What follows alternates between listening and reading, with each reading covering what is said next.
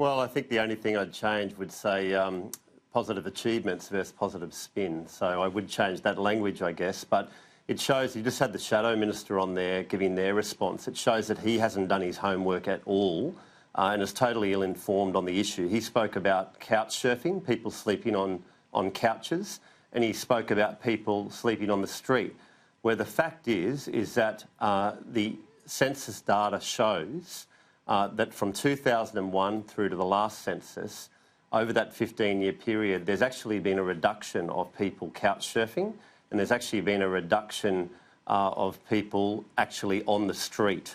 And there's also been a reduction in boarding houses. The areas where homelessness has actually gone up is in emergency accommodation, which is a good thing because it actually does get people off the street. And the other area where it's increased significantly is in relation to overcrowding. That has jumped considerably, where you've got 3 or more people living in a room. So only 10% of the homelessness figures are actually people on the street. We have had a slight reduction there. We want to see it all gone. And the Prime Minister has appointed me as the first Assistant Minister for Homelessness. It shows he's compassionate about the issue, that he wants something done about it, and we're committed to that.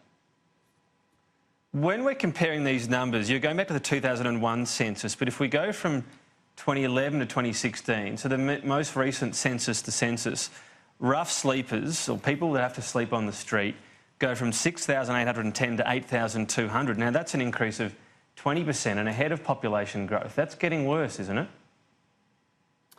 Well, that is true. I was trying to look at it over a longer period, but because, you know, 15 years ago it was 8,946 people rough sleeping on the street. Now, the last census, it was 8,200, a reduction of 700, and the population increased by 20%. We had another 5 million people come into Australia over that period of time. So that was the point that I was trying to make, because when I've been out there meeting the people in my electorate, talking to people in our own federal department and talking to other people, like I will this afternoon, Lord Mayors from various cities, it is important to acknowledge some of the good work that has been done in this space. Because if we always talk about crisis and we always talk about some of the problems in the space, those people that are homeless will think nothing's being done. And I think it's important to let people know there are a lot of services out there. But isn't the full picture, from 2001 to 2011, this approach to homelessness was seemingly working really well? You had quite a significant decrease even as population increased. In the last 5 years, we've had homelessness, rough sleepers go up well ahead of population. That's a bad trend, isn't it, the most recent one? Yeah, well, it's something I do want to concentrate on. I actually want to get, you know, people off the street. If you talk to the average Australian about what they view as homelessness, they think of those people in the middle of Brisbane, Sydney, Melbourne, wherever it may be, on the street with their sleeping bags, sleeping on the pavement. And just a few weeks ago, I did the CEO sleep out with St Vinny's, and we slept on the concrete for the night, and it's not very comfortable, I can assure you, and it's not something that I'd like to experience, and it's unacceptable that we've got 8,200 people in Australia or more since the last census experiencing those conditions every night. So that is something, as the Assistant Minister at the federal level, I do want to focus on, in conjunction with state governments who have a big responsibility in this area, as well as Lord Mayors that I'm meeting with today. When you say that's the thing that most people see, are you saying it's a concern that people who are not homeless go through cities and see this problem, and that's one of the big issues? Well, it's often when you talk about homelessness, what's shown up on the TV or what people think about. Whereas if you said to the Australian people, there's 50,000 people out of, you know, the 115,000 people that are homeless that actually sleep in a house every night, but they're in squeezed accommodation. There's 3 people to a room. Most people wouldn't know that. I didn't know that figure until I took on the Assistant Minister's role and was given that opportunity by Prime Minister Morrison. So, you know, there's some cultural issues around that side of it too, with people culturally, you know, squeezed into rooms. But it is something that I wanted to talk about. Let's talk about some of the positive achievements, but yes, let's also address the issues that do need attention, and let's get better results at the next census. What do you mean cultural issues and people culturally squeezed into rooms? Are you talking about certain communities? Well, in relation to the 51,000... Yeah, well, in relation to the persons living in severely crowded dwellings where you get 3 people to a room, that can often happen in islander communities, and it can also happen in Indigenous communities in particular. And so that's an area that I'd like to look at as well, because every person that sleeps as a family unit in a crowded room is considered homelessness in Australia. I mean, when I was 21, I went to Samoa. I got fond memories of it. A long time ago now, I developed a taste for taro and stayed in Apia. And it was a cultural shock for me because when I stayed in Apia, back when I was 21, there was, 10 people in a house, and the whole house was one big room separated by curtains. The curtains just separated the bed. People slept on the floor, on the timber floorboards. And that's what I mean by cultural differences. If you go to a different country like Samoa, that's what you see. So are you saying that, because that's been the biggest growing number of homelessness overall, are you saying homelessness in Australia, and that latest figure overall from 2011 to 2016 has gone up 14%, well ahead of population, are you saying that's being inflated by certain cultures wanting to have more people in a room and thus not being homeless, even though they're considered that because they're in this type of accommodation? No, I'm not saying that, Tom. I'm not saying they're wanting that. I'm just saying that the 51,000 people at the last census that were sleeping in rooms together, or overcrowded bedrooms where you get 3 people to a room, traditionally that has been, for many people in that cultural area, is the information I've received from the federal department. So I haven't seen that firsthand or spoken to people in the last 5 weeks since I've been appointed, but it's a figure that I'm aware of, which is that's where a lot of the growth has been. And in areas that the Shadow Minister mentioned before, in relation to couch surfing and in relation to homelessness on the streets, that's actually gone down over the last 15 years. Right, as we discussed, not over the last 5 years. Do you accept, I mean, use the 15-year figure again. Why 15 rather than 5?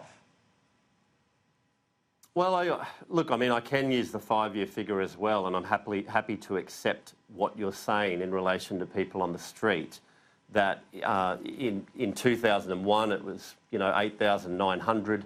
In 2011 it went down into the 6,000s, and then in 2016 it went back up to 8.2. So I do accept that, no problem. Just rather than talking about every census, I looked over a 15-year period to see what was happening. Okay. So if we break it down into these 2 issues, you've got the people who are off the streets. They say that this emergency accommodation, though, is pretty tough. Often people sleeping in all of their clothes, they're worried possessions will get stolen and it's not much of a life. Do you need to look at the standard of emergency accommodation as well? Well, I think first of all, there's actually not enough of it, and I've been out to some emergency accommodation already, and I will go out to more as the Assistant Minister at the federal level. I'll go out to a lot more. I spoke to, someone here on the north side of Brisbane, Sheltered by Grace, just last week. I had a meeting with them, and some of the things that come through, and I think it's important to note that not all emergency accommodation is in poor condition. Some of it is very, very good.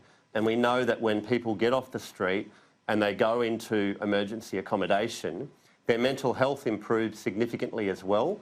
And the other thing, it actually is less cost to taxpayer. There's reports out there that people on the street versus people in emergency accommodation, the wraparound services and so forth are $15,000 less than what they would be on the street. So I don't certainly want to say that all emergency accommodation is no good.